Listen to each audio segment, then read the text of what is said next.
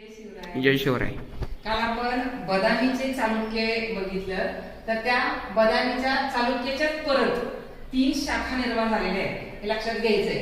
म्हणजे आपल्याला काय बघायचं आहे, चालुक्याच्या 3 शाखा कशा झाल्या. पहिली शाखा बदामी चालुक्य आणि दुसरी जी शाखा आहे ते पूर्वेकडील वेंगीचे चालुक्य याला म्हटलं जातं. लक्षात ठेवा, पूर्वेकडची वेंगीचे चालुक्य ही शाखा आहे.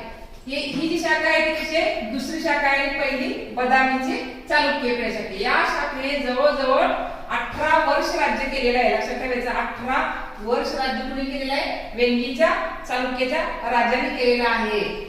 दुसरा पुलकेशीचा बंधू विष्णुवर्धन हा या शाखेचा पहिला राजा होता.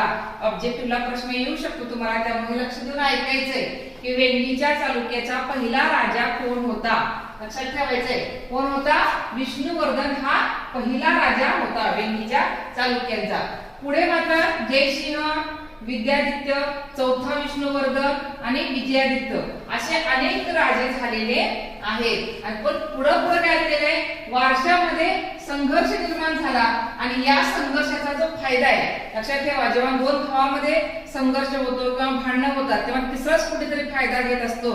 तसं इथं पण तसं झालेलं आहे की वारसा संघर्षाचा फायदा कोणी घेतला, राष्ट्रकूट राजाने घेतला, चोल राजाने घेतला आणि चालुक्याच्या घराण्याचा पूर्णपणे बिमोड केलेला आहे किंवा त्यांना नष्ट केलेला आहे. लक्षात ठेवायचंय, म्हणजे यांच्या वारसा संघर्षामुळे हे जे चालुक्य वेंगी चालुक्य होते ते पूर्णपणे नष्ट झालेले आहेत. आता दुसरी जी शाखा आहे त्यांची, दुसरी म्हणजे तिसरी शाखा कुठले, गुजरातचे चालुक्य किंवा याला सोळंकी घराणे सुद्धा म्हणतात. लक्षात ठेवायचंय, ती कुठली शाखा आहे, बदामीच्या चालुक्याची पहिली शाखा, दुसरी वेंगीची चालुक्य आणि तिसरी जी शाखा आहे ती गुजरातची शाखा किंवा यालाच काय म्हटलं जातं, सोलंकी घराणं सुद्धा म्हटलं जातं.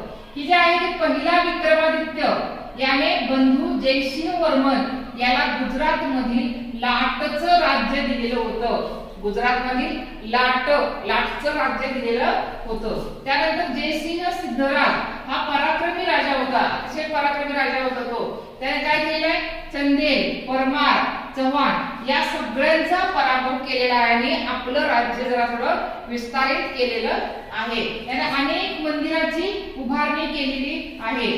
पुढे मात्र दुसरा भीम या राजाच्या कारकिर्दीमध्ये कुतुबुद्दीन ऐबक याने या राज्यावरती आक्रमण केलं आणि ते राज्य पूर्णपणे संपुष्टात आणलेलं आहे. म्हणजे गुजरातचं जे सोळंकी घराणं आहे ते कुणी नष्ट केलं, कुतुबुद्दीन ऐबक याने. लक्षात ठेवायचं असेल, प्रश्न ऑब्जेक्टिव्ह तुम्हाला येत असतात. आता हे कल्याणीचे चालुक्य ही चौथी शाखा आहे. लक्षात ठेवायचंय, चालुक्याची चौथी शाखा कुठली आहे, कल्याणीचे चालुक्य ही चौथी शाखा आहे. ही शाखा प्रथम काय होती, राष्ट्रकूटांची मांडलिक होती. म्हणजे राष्ट्रकूट राजांच्या त्यांची मांडलिक म्हणून ती काम करत होती.